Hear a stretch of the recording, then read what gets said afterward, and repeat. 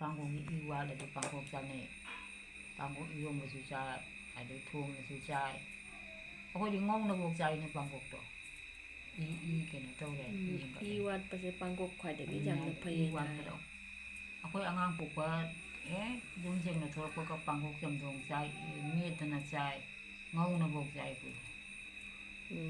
เขาก็สร้างที่ปังกงเป็นปังกงအမူဘီမလေးတယ်တနာအငုတ်ဘီမလေးတယ်ပန်းကုတ်အဆမ်တဲ့ဟိုဒီပန်ကုတ်စင်းနေမခုံးဒုကနငါဆန်ငန်းနီငန်းနီငန်းဂူလာမစူတောင်းမခုံးကနာအဲ့ဒါမတူအမုတ်လင်းတယ်တော့လင်းတယ်သူပန်ကုတ်အကပန်ကုတ်ခိုင်တဲ့နဲ့ငါနဲ့တဲ့ဒုမွေဂျာဂါချင်းမွေကလေးအကပန်ကုတ်ကမလေးတယ်ကျုံနေပန်ကုတ်ကမလေးတယ်ကျုံနေပန်ကုတ်နီမွေဂျင်းတဲ့အမူဘီဂျင်းတဲ့အငုတ်ဘလေးအခုစပေါ်လနဲ့ထားဖို့တော့ဝေးကြည့်တယ်ဘာလို့ကဘကြီးမထက်ကီပန်ကုတ်တူစားရပါ့စားရဲခွေးလူစုစားရဲအီယမ်ချောက်ခွလေးနာချောက်ခွလေးอีวัดปะมีอีวัดปะมีအငန်းကိုကွာရှိဒီอีวัดနေတနာအတူကျုံနေထော်တော့ပကစားတယ်ဒီလိုနေစိုက်စံတုံးဒီစိုက်ငုတ်ထုံးတုံးဒီစိုက်အငုံတော့ကောင်းတော့ကစားရပါတယ်ခေရလင်းဘကမိုဒီငါဆငန်းဘကနတော့မပန်းကိုကဒီပန်းကိုပြေလင်းဘကငါဆငန်းဘနဲ့မိုက်အိုင်ရွန်တော့သူခေရနေစားရနိုင်းနေဘာကြီးကနော်ထုံအိုင်ရွန်တော့နတရာအိုင်ရွန်တော့ခေရတော့ဂျင်းတင်းကြီးမှခေခေဘကမခုံထူခနဲ့ပါအဲ့ဒီခေရဘာမှဂျင်းတင်းမှရှိနေတယ်ခေရနေနိုင်တယ်ဇာဘုတ်ပိတကြားရပါဇာဘုတ်ပိတကြားနေကိုဂျင်းတင်းတော့ကိုတဆိုင်ဇာဘုတ်ပိတကြံတော့ဒီနေနေဂျင်းဂျင်းကြံတော့ဂျင်းကြံတော့ဆိုင်ဒီလိုလည်းစီဆိုင်ဟဝိုင်ကကျမဲတနကိုတန်ဆိုင်ပန်းကိုခင်းဖိုင်တဲ့ဟာကိုငမူလူကทักဆလာချင်းကကရီကทักနမောနပန်းทักနစာဟောဘယ်ကြမ်းဒီလိုစုဖိုင်ရဲ့진작에 힘든 거자들 사복비 자자들 부들이 다 망아도 복자 타로 다 망아보 다 망아서 등에 타로 자대 우디 다 망아서 등에 자대 가면 자대 굳이 무슬래나 거기 방에 자복비에로 거기 잠깐 내에 애들 거기 굳이 망기지 어디디 아강 보가 뭐야 바기가 잡아야해 기가네 자가돌라 잡아야해 아주 장 잡아야해เอาไปหาเลยไปคือมาอย่างดีงานปลูกก็เนี่ยชางาเจนปุ๊กตะจัดสนิทกับมันตัวอยู่นะอันนี้มันเนี่ยนาเสียงเฮามายังคนจุ่มมากังวลเห็นมันนี่โฮสพิทอลที่จุกเมนก็ดู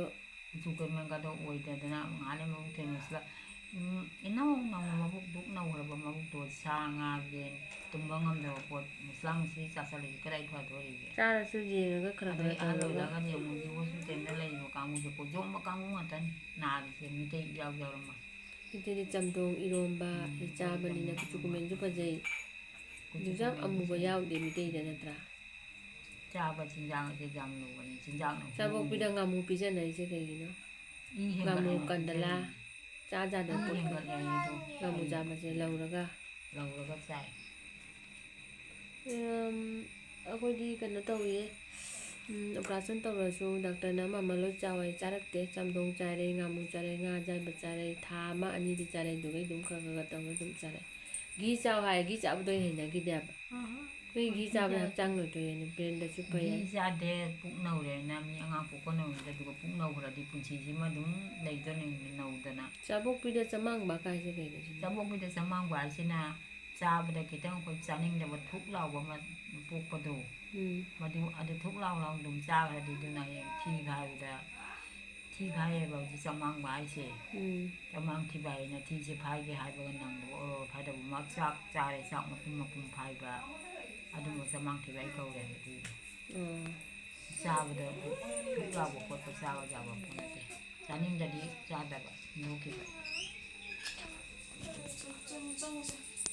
จานิ่งจะบุกไปจานิ่งจะฉันจะได้แบบโดยที่พายไปในชิดเตาอีเอาวีเตาอีก็นากุมว่าเนี่ยจุกก็หันมีพายเราบอกได้มาที่พายนะมาคุมพายไหนเนี่ยอันดูไหมนะพายดีกระดิจานี่ของเราไม่อยากคนนั้นมาคุยกี่จ้ากี่แบบปวดตัวกระดิปวดน้อยแบบขังเอาตาแบบดูขังก็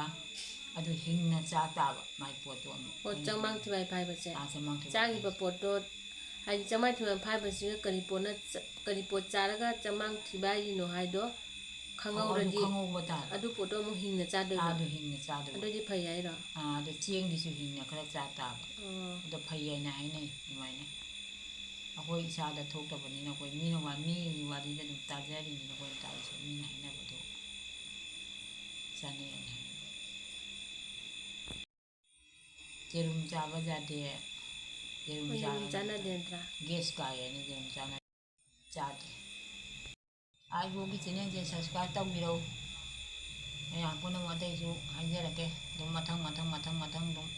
ꯑꯩ ꯃꯌꯥꯝꯗ ꯑꯃꯨꯛ ꯄꯨꯔ ꯂꯥꯛꯆꯒꯦ